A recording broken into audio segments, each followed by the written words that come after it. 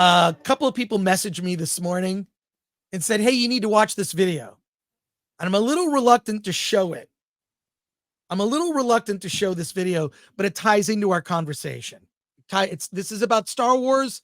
It's about Kathleen Kennedy. It's about Ahsoka. And somebody sent, a couple of people sent this to me and said, you need to see this. So I'm going to react to it. And other people have said me that Kathleen Kennedy's nickname should be Caffeine Kennedy, because she basically is sending out, she was the one who used to get coffee for George Lucas and Steven Spielberg. And I don't know. There you go. I'm just calling this segment Kathleen Kennedy or Caffeine Kennedy. But somebody sent, a couple of people sent me this clip, said I need to watch it. I'm going to play it for you. It's a clip from the John Campea show from the Campea Exposed channel. Okay. And, I've made my thoughts about John Campea clear. I watch John Campea. I know he has a lot of haters out there. I will watch John Campea. I watch Nerdrotic. I watch The Critical Drinker. I watch Mahler. I watch Ryan Kinnell in Geeks and Gamers. I also watch Grace Randolph. I also watch John Campea. I like to get a broad view of a lot of different types of YouTubers and what they think about different topics. And I think what I've always appreciated about John Campea is that he's sort of like, what does the average person think about something? The general public. I think he's a good barometer for that. And before you ask, yes, he did. I was on the show. He forgot to pay me. He paid me. And so he did come through on that. Before anybody asked that question, no need to highlight any comments about that. But I want you all to watch this sequence for a minute, because it ties into our discussion. This is John Campea from the Campea Exposed channel, which runs clips from the John Campea show, putting them kind of into a weird context. There's a little bit of editing on that channel that may try to make John look bad, but I mean, these are his words. It's John Campea defending Kathleen Kennedy. He says some things that are very interesting. Let's go through it. All right, what's next? Guzman writes, if the rumors were true, is there any practical reason for you're echoing to be Lucasfilm president, not a KK hater? Just curious. Okay, if I had to play devil's advocate, not that Kathleen Kennedy's the devil.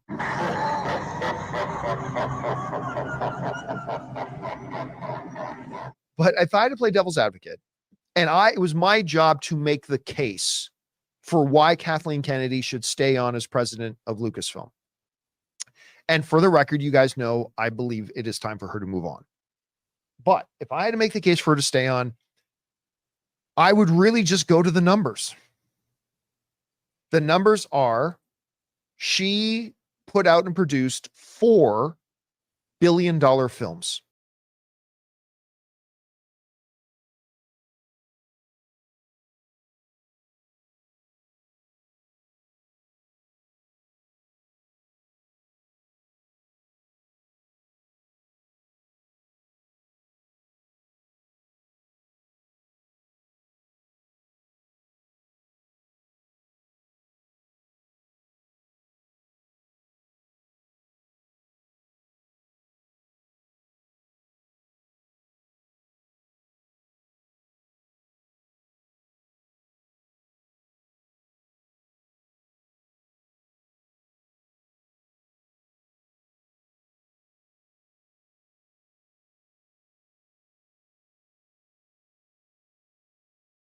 So this is interesting, just going through the numbers, right? Like, he's claiming he's claiming certain set of numbers or certain set of facts.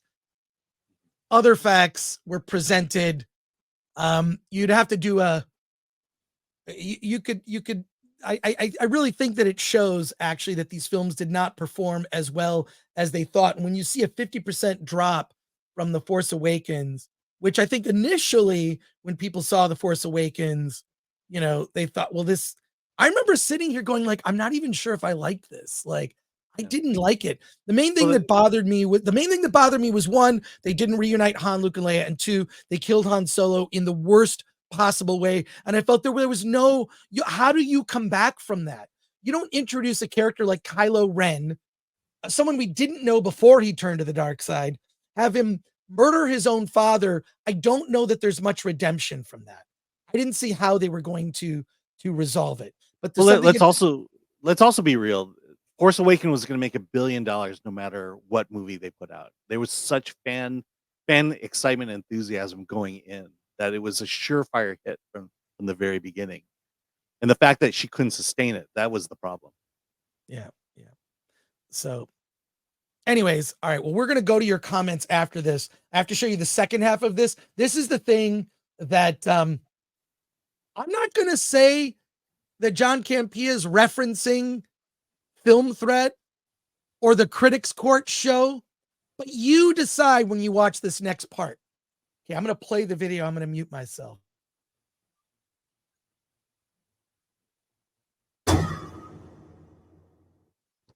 Like, honestly, if I had to make that argument and there was like in a trial court sort of scenario, it's like, okay, the defense, all right, I would get up, the prosecution just did 3 weeks presenting their case. Now it's my turn. I would just get up, ladies and gentlemen, 4 $1 billion films.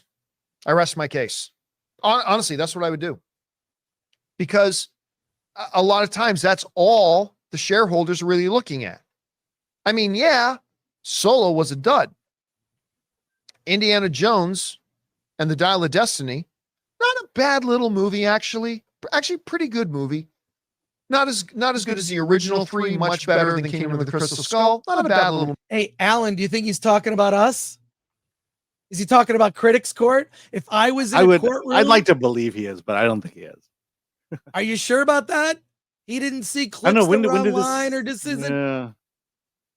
All right, I'm gonna play a little bit. I'll more give of him the this, but benefit. I'm gonna cut it off. It's just all right. I'll give him the benefit. Movie, but massively underperformed, made under $400 million.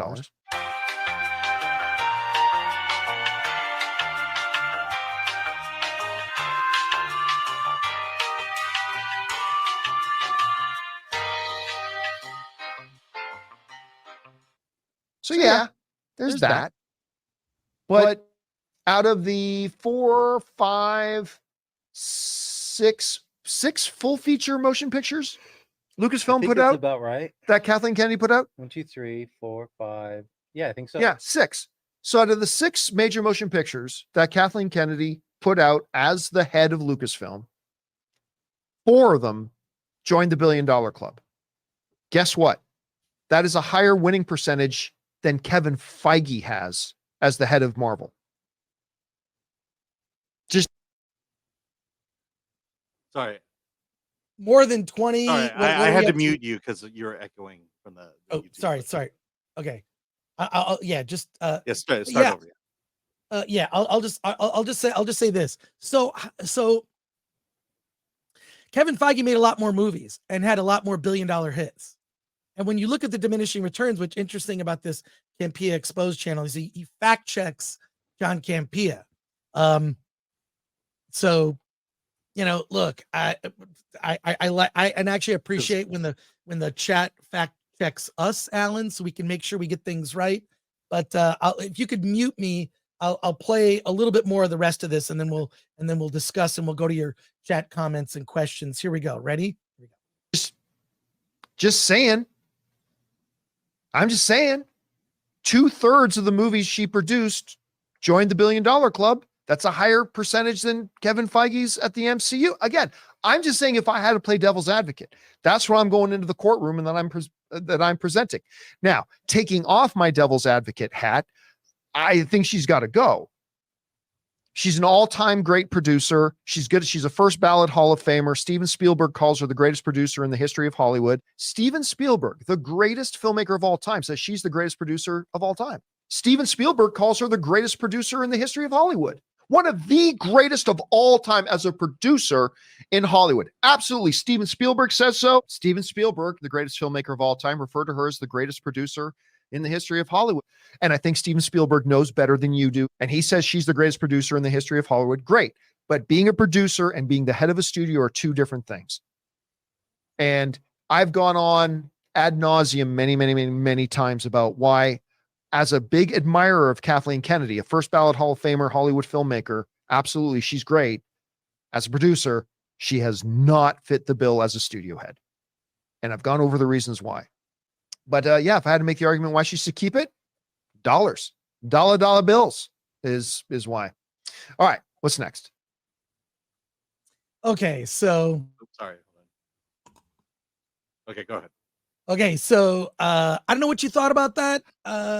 You know, it's I think you know, I feel like he was probably referencing our show a little bit right there. That's fine, whatever. But he's been a big Kathleen Kennedy defender. I don't know that Kathleen Kennedy's success has to do with the properties that she was gifted.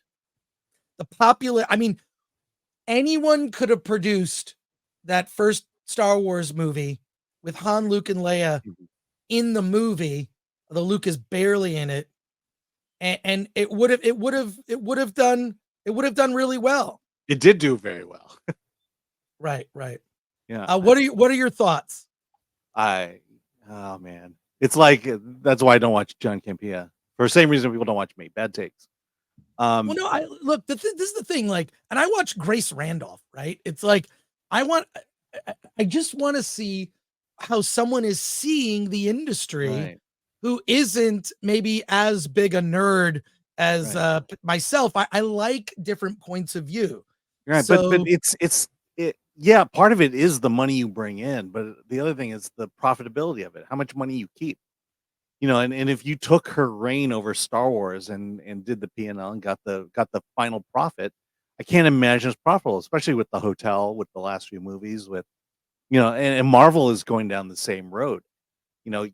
Yeah, you can have a few wins, but it's how you come out at the end ultimately. And you know, a good producer, no, it's like taking credit for an economy that you just inherited.